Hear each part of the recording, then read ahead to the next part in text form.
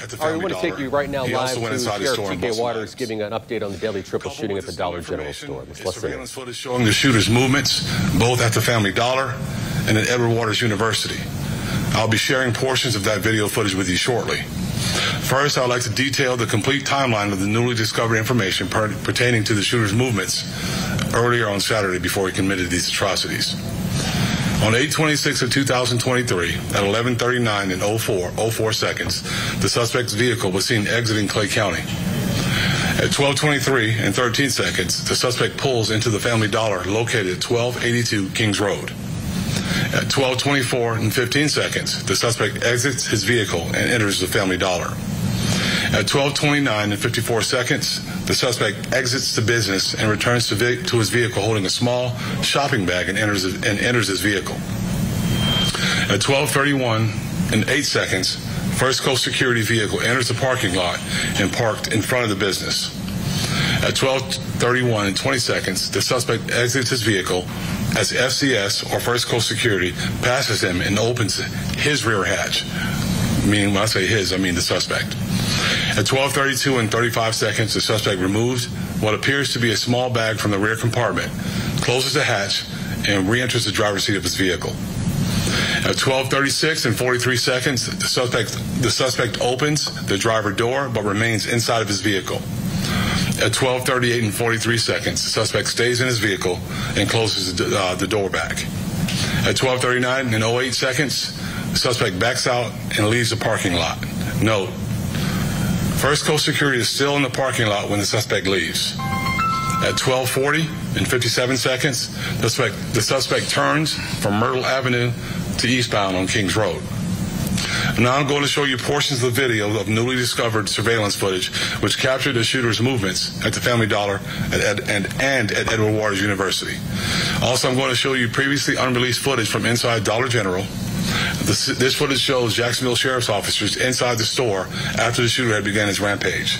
We also believe once those officers got inside is when that suspect decided to kill himself.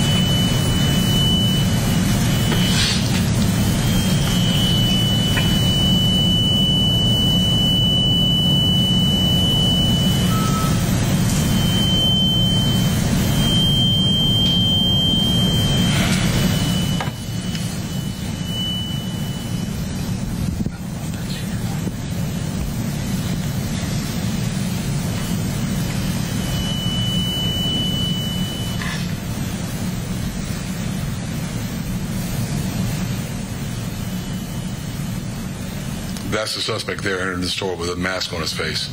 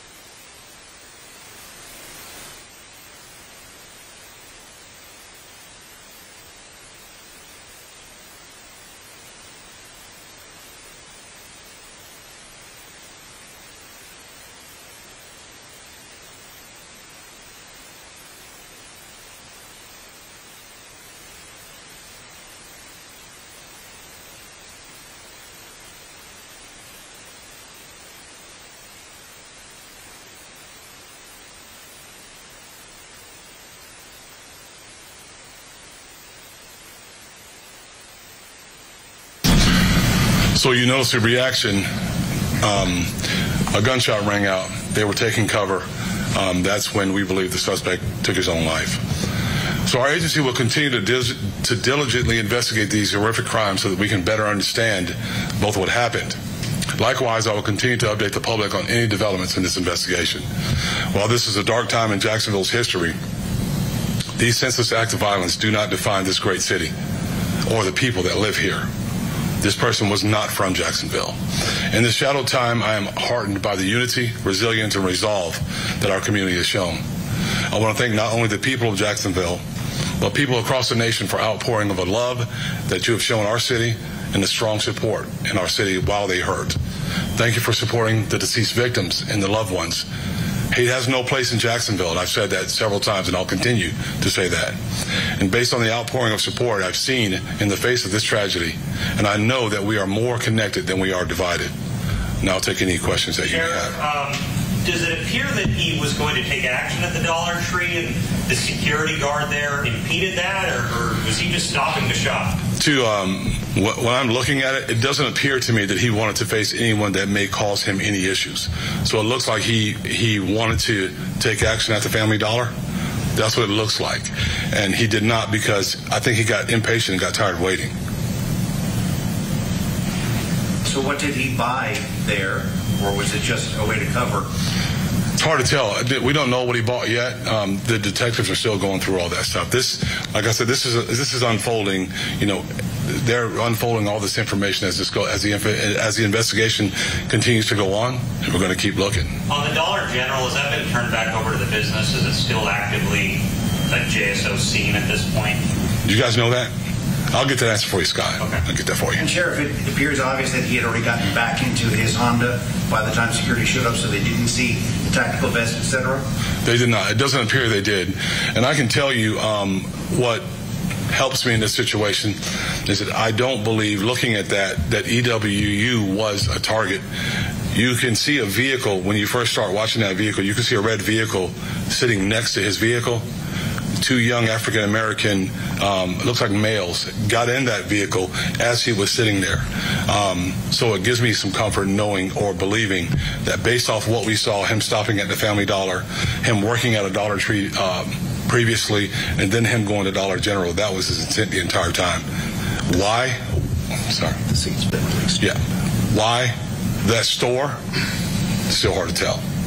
That scene has been released, Scott. Any word on, it has been released. Any word on the manifesto? Is that something that would be released or not? Yeah, it's going to take some time. So our FBI partners are going through that with a fine-tooth comb, as we are. We want to make sure that there's no other actors. We don't think that there are. But also chase the intelligence to make sure that there's nothing out there rising up from this.